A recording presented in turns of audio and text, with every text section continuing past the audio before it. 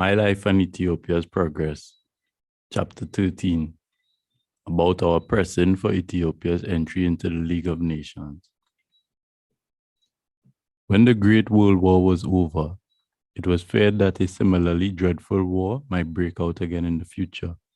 Therefore, if a League of Nations having been established, a quarrel arose between two governments, the willful waging of war having ceased, the matter about which the quarrel occurred would come before the League.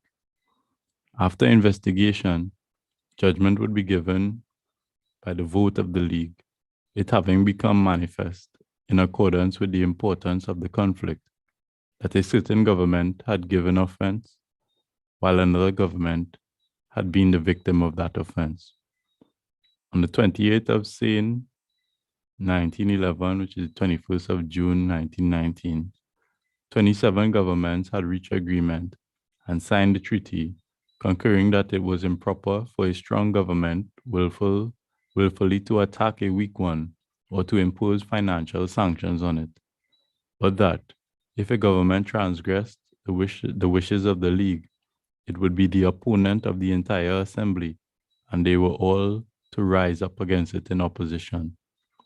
The League's principal seat was the Swiss city of Geneva. Some of the foreigners at Addis Ababa, having given us information by way of friendship, had spoken to us about the League, and we had studied a great deal of the literature about it. Consequently, we convened the great nobles and all our ministers and delivered to them the following speech. It would be of great benefit that Ethiopia were to enter the League of Nations.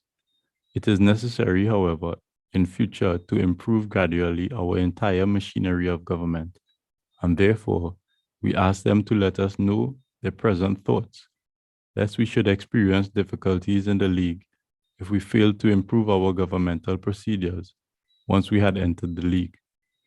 The nobles and ministers declared unanimously that it was impossible to effect major improvements within 1 year, but that it was their wish to improve the entire work of government year by year in slow stages, and therefore it was right for us to enter the League. Hence the question of our entry was decided.